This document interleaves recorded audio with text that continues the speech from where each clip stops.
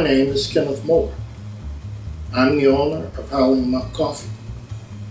You know, they say friendships are often strengthened by the stories we share.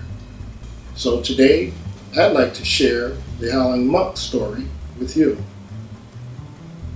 The story begins not with me, but with my mother and the memory she shared with me back in the mid-1990s.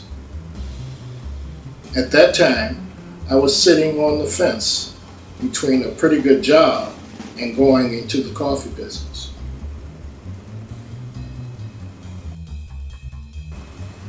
To say that mothers know their children is an understatement.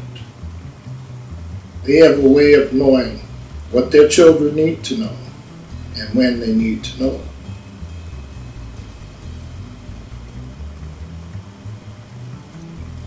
So when she felt the time was right, my mother recalled that as a little girl in Mississippi in the 1920s, she often watched my great aunt and great uncle roast coffee beans on an old stove.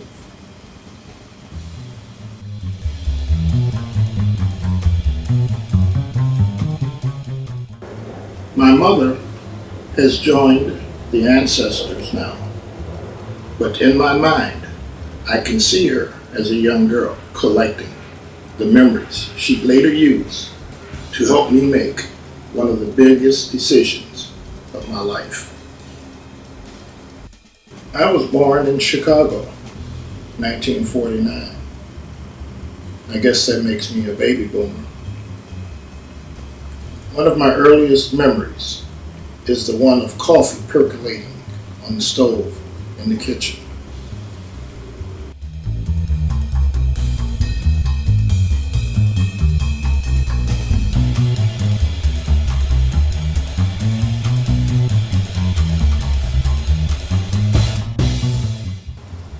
The memory is unforgettable. I can almost see the steam dance slowly up towards the ceiling, then disappear, and magically leave the aroma to linger and captivate me completely.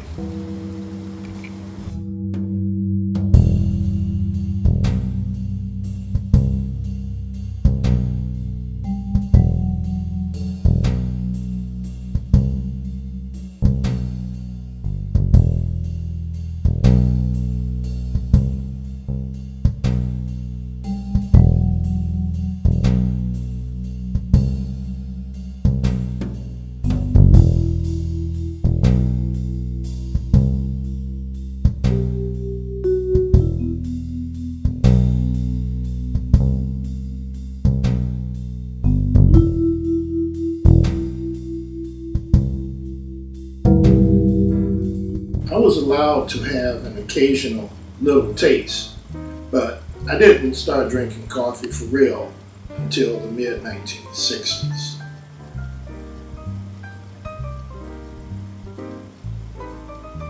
That's when I went to work in my grandfather's restaurant.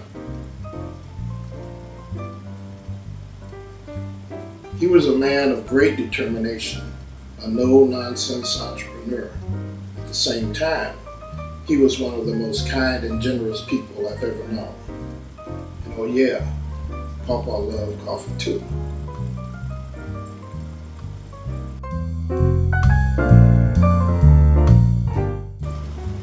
Come rain or shine, he was in the restaurant before sunrise every morning, cooking and preparing for the long day ahead. I worked mostly on weekends and was expected to be there on time. No excuses.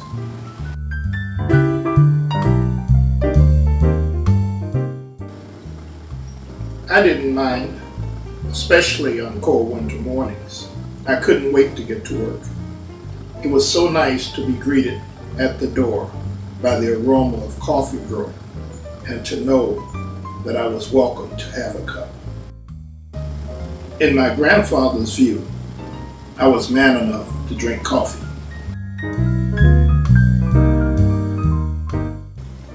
was really good to hear Pawpaw say I was man enough, not only to drink coffee, but to also do many things I'd never done before. I don't recall him ever stopping me from trying to do anything that needed to be done or was worthwhile.